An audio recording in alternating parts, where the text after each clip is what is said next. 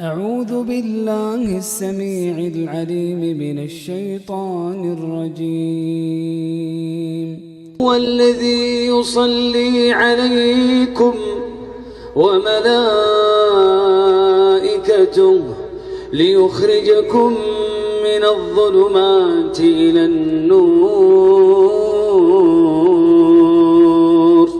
وكان بالمؤمنين رحيما. تحيتهم يوم يلقونه سلام.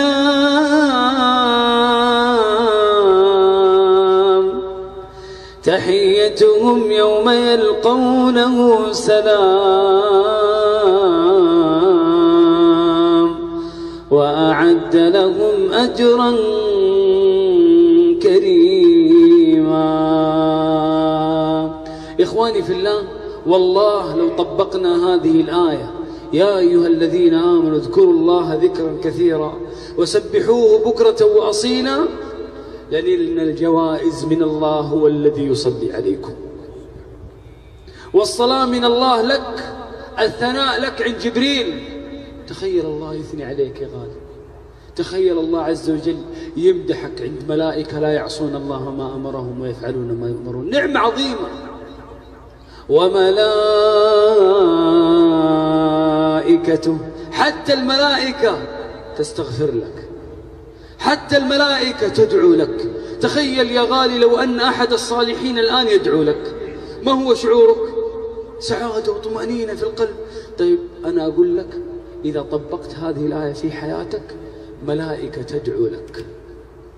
الله جل وعلا يقول: الذين يحملون العرش ومن حوله يسبحون بحمد ربهم ويؤمنون به ويستغفرون للذين آمنوا ربنا وسعت كل شيء رحمة وعلما فاغفر للذين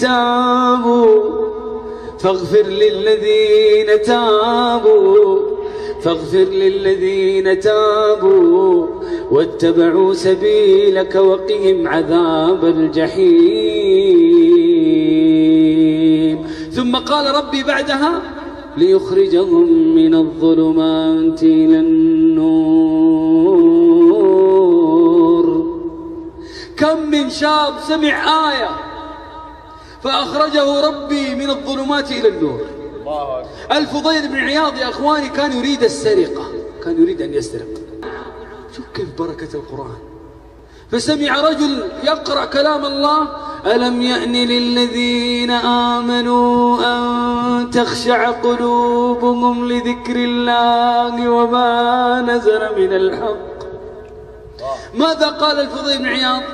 قال وهو يسرق: بلى قد آن، بلى قد آن، بلى قد آن. صدق ربي عندما قال: ليخرجكم من الظلمات إلى النور وكان بالمؤمنين رحيما. انظر إلى بركة القرآن وإلى بركة تطبيق هذه الآية في حياتك. وين توصلك؟ وين توصلك؟ الله عز وجل قال بعدها: تحيتهم يوم يلقونه سلام. تحيتهم يوم يلقونه سلام. الله يسلم عليك. تحيتهم يوم يلقونه سلام وأعد لهم أجرا كريما. صدق الله عندما قال: والله يدعو إلى دار السلام ويهدي من يشاء إلى صراط مستقيم. صدق ربي عندما قال: لهم دار السلام عند ربهم وهو وليهم بما كانوا يعملون. والله متى العبد استقام بشره ربي بعدها بدار السلام. إن الذين قالوا ربنا الله، يا توحيد، علق قلبه بالله. إن الذين قالوا ربنا الله ثم استقاموا فلا خوف عليهم ولا هم يحزنون. شوف هذه الاستقامة وين توصلهم. أولئك أصحاب الجنة خالدين فيها جزاء بما كانوا يعملون. حياتي مع الله أجمل، مع الله تحلو الحياة، وقلبي إليه تبتل صياما دعاء صلاة. علق قلبك بالله. يقول أحد السلف: المسارعة إلى الله بالقلوب أعظم من المسارعة إلى الله بالأبدان. فعشان كذا إلا من أتى الله بقلب سليم.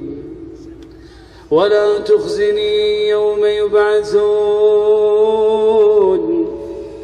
يوم لا ينفع مال ولا بنون إلا من أتى الله بقلب سليم. انظر وتمعن وتأمل ماذا يقول الله عز وجل مادحا إبراهيم: